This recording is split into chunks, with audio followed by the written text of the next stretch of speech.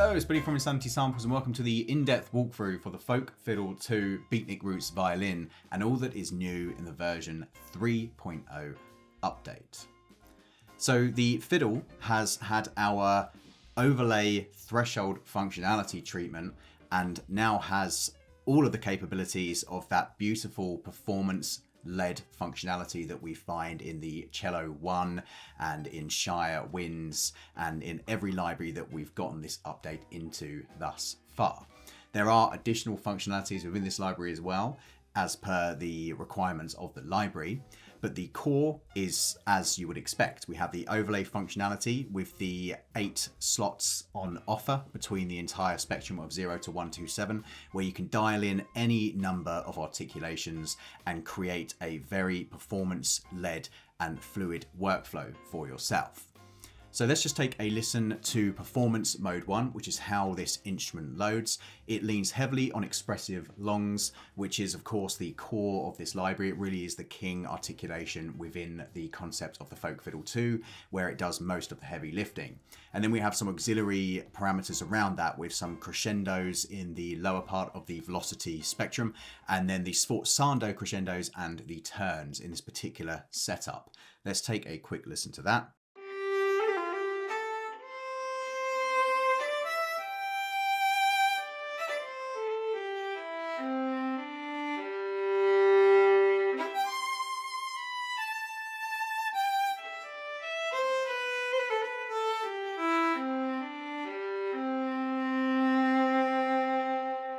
As you can see, it's just effortless. It's a joy to play. Everything you play just creates a sense of live, real human exploration in music at your fingertips without having to key switch, without having to do any of that. All of that is still on offer, of course, as it always is. It's just we don't feel like you necessarily need to use it with the overlay threshold functionality that this library displays. So let's go and change one of these elements. Let's say we want the turns to not be turns and actually be trills. All we need to do here, because we are in the overlaying functionality, is switch the 8th slot over to trills. This will still leave the turns on, but they won't be triggered because there's nothing in their available slot. The trills will now be engaged, and when we hit the hardest velocity, we will get a trill.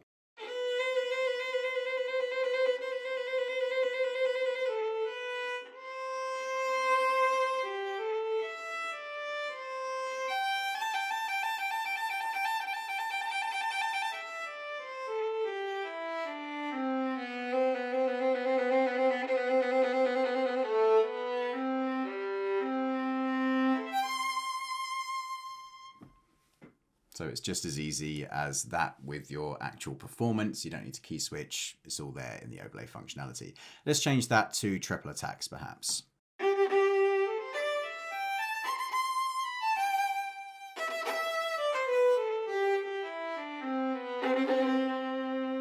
It's a really fun one. There's actually a variation on the triple attacks here as well, where we can turn off the initial hard attack of the triple attack and get a long note followed by 3 triple stabs. Which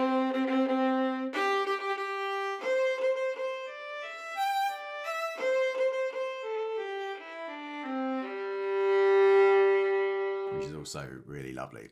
Okay, let's switch into key switching mode here, where we now just get one articulation at a time, and let's fly through some of these. So you'll notice as well in this update, we now have piano, mezzo forte and forte as switchable functions within each articulation. So we're on the expressive longs. If we turn off the forte and leave the mezzo piano on perhaps, then all we have access to here now is mezzo forte.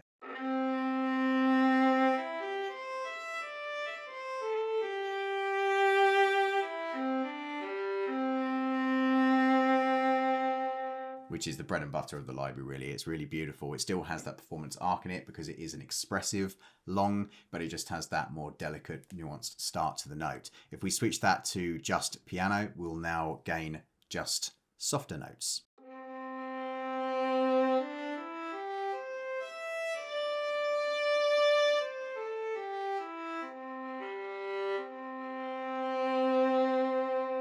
Which is really beautiful as well. And if we switch to just forte, of course, we get the loudest, most prominent sound.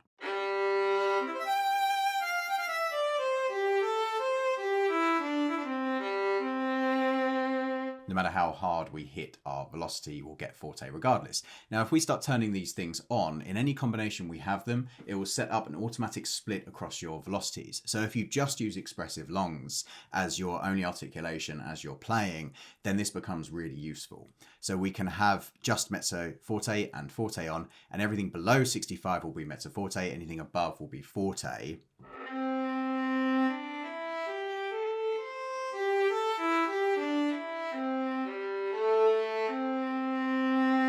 And if we turn piano on, then they're split into three, so about 45 roughly of each velocity chunk.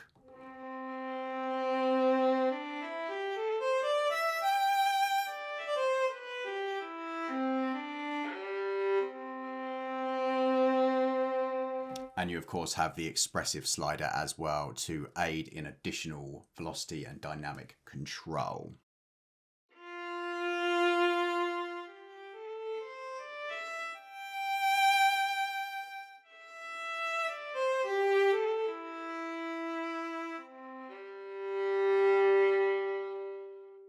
Which is hard mapped to your mod wheel, though you can right click, remove that and assign it to any slider that you have on your external controllers. Okay, so if we head over to the static longs, these are by their nature kind of flat in performance. We have vibrato and non-vibrato variations. Those that already own this library will notice that the vibrato is now a switch, because the main issue with live vibrato, as it is in this library, this isn't a scripted or fake vibrato, this is a live vibrato, and it is a solo instrument. So when you try to crossfade between those two things, you're of course going from non-vibrato actual samples to vibrato actual samples. And whilst that's okay, so long as you are going from 0 to 127 as you move, if you find yourself sitting in the middle of the dial, you are going to, by virtue of its nature, get both samples playing. That's of course no good. So what we've done is we've developed a switch instead, which is linkable to the E7 and F7 key switches as well, to turn it off and on on the fly. And this will give a natural crossfade as well between non-vib and vib. So if I play non-vib,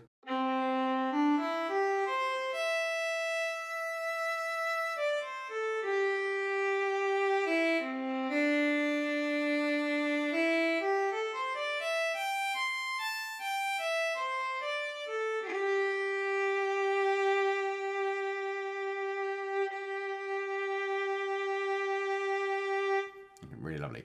And we still have the down, up, down bowing here, as this is the infinite version of the longs. So it will just down, up, down bow forever.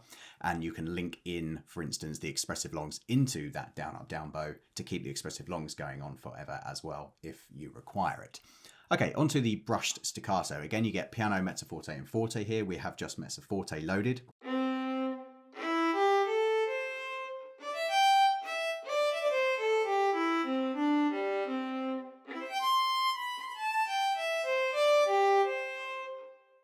Beautiful. Okay, onto staccatissimo, which is the longer version of our short notes, with spiccato being the tightest and shortest.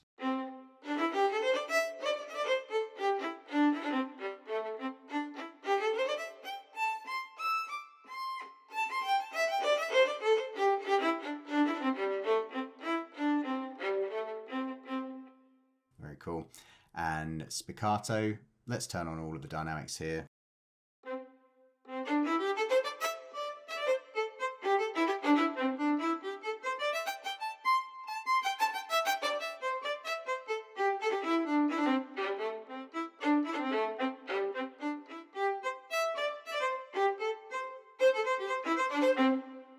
Very cool. Pizzicato.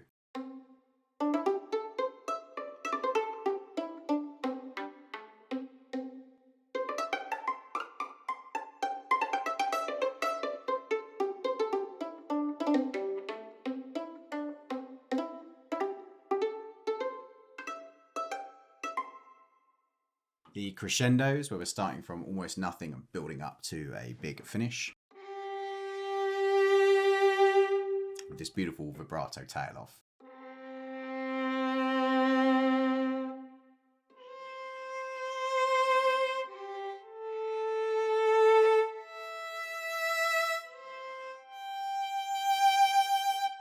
It's really expressive. I do love that one.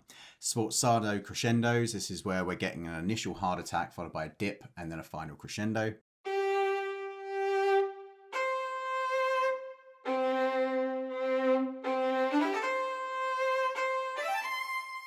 especially useful, as you can hear, for doing runs, because you get that really hard attack, then lots of hard attack notes as you head towards where you're going, and then a final crescendo on that note. So great for kind of scraped long arpeggios.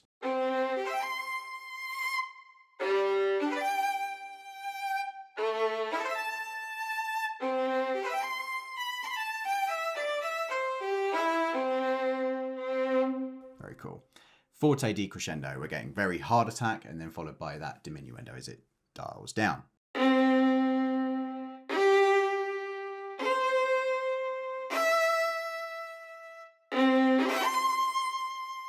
Another useful one for rakes and kind of arpeggios. Grace note up, this is adaptive, so it links to our scale mode where we have all semitones, all whole tones, or a key signature between majors and minors, all 12 keys.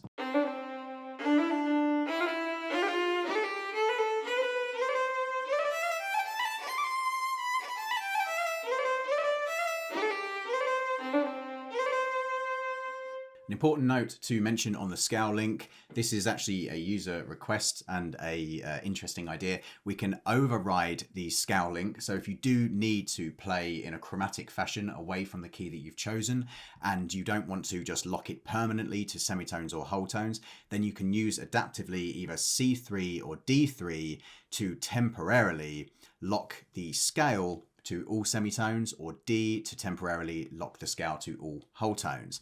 Incredibly useful within context if playing in a sense where you keep modulating to different keys and you need to access all whole tones or all semitones before returning to your original key.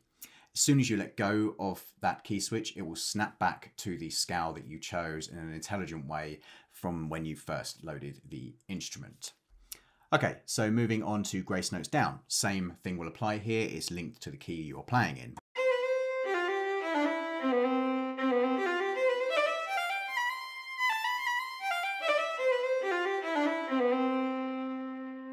Lovely. Okay, slides up. This is away from the root note.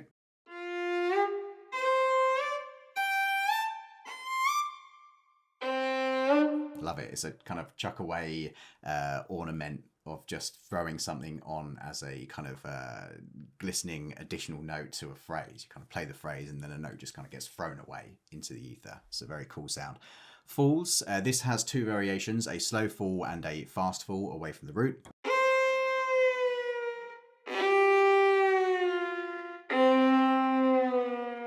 And then these little folksy quick falls.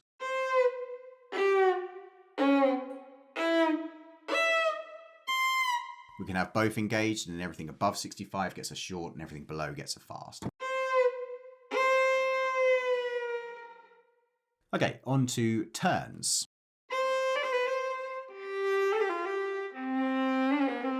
These are scale adaptive again. So we have semitone and whole tone variations.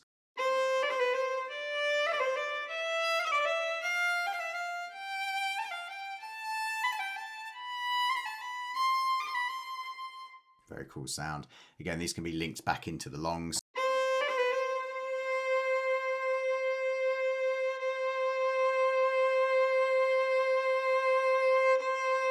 Get that forever bow coming in just seamlessly and fluidly if you don't want the note to stop as quickly as it does in the natural performance. Of course, the advice would be always to use the natural performances, but it's there if you require that long held note after the fact. Okay, trills. Again, this is adaptive.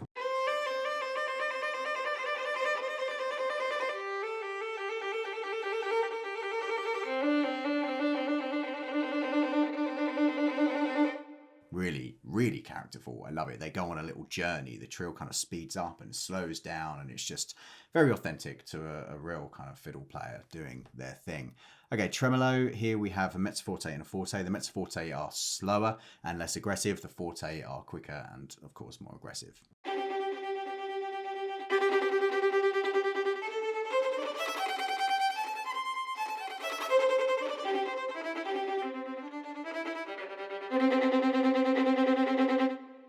Cool. Triple attack, we've briefly discussed these already. We have long variations.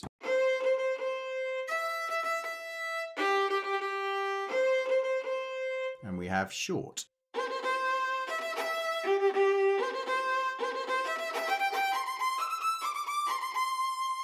we have both on. Above 65 gets short. Below gets the long.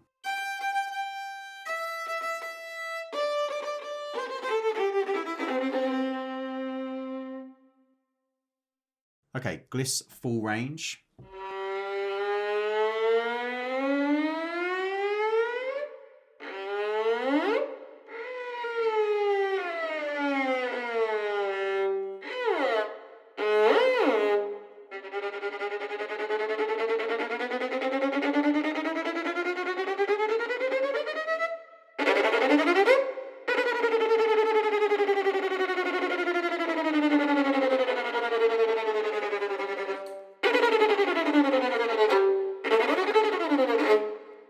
So what we have here is per string of the fiddle, we get slow and fast gliss up, then slow and fast gliss down, then an immediate gliss up and down, then tremolo variations of those sets. And that is per string, so you end up with a whole plethora of different glissando and effects sounds. It's very cool. Okay, string brushes and scrapes. These are open strings.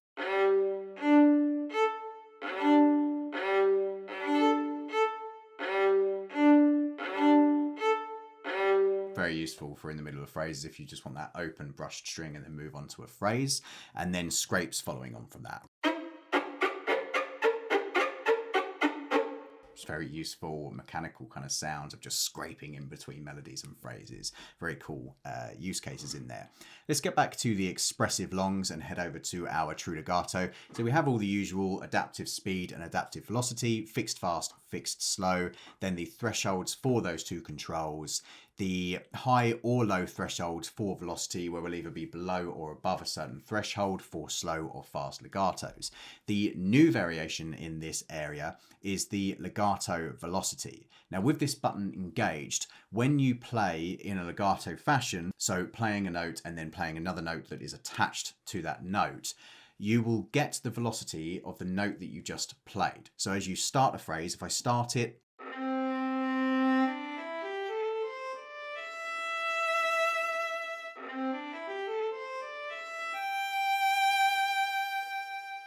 don't know if you noticed there, but they all sat at 80 roughly as a velocity input. That was because the very first note I used was 80 in velocity, and then everything else that followed was also 80. Incredibly useful and powerful if you have a really complicated overlay threshold structure, but you need the legato to remain on the same type of articulation. If you're in expressive longs and you only have them on the 65 to 80 window, that's going to be pretty hard to hit if you have a complicated overlay structure. So it will guarantee that when you start playing your phrase, if you hit that expressive long, you will get expressive longs for the remainder of the phrase. With this turned off, every single note has its own natural velocity arc to it, based entirely on your performance. Okay, moving over to the mixer page, we have the mid-left, mid-right, close and room mics, all with purge controls to save on RAM where required, all with panning and volume controls. Then we have a legato volume for that actual transition that happens as you move between notes in the slurred legato. So dial that into taste effectively. And then we have fingerboard. This is a really interesting texture that brings so much realism to the library. This is the sound of the player as they actually finger the note on the fretboard. So as they play the note, it's that sound of the finger bashing the fretboard. That's what's creating the sound. And it just adds an extra realism of something that you get in natural performance that is quite hard to replicate in the software world without actually having those samples on offer. Okay, and then onto our effects page, we have the standard stereo, delay and reverb with a plethora of convolutions on offer and all the basic controls you would expect from those effects. Okay, that has been an in-depth look at the Folk Fiddle 2, including everything that is new in the version 3 update. Head to insanitysamples.com for contextual demos, trailer score, deep dive, and more information on the library in general. And I will see you in the next one. Thanks for watching.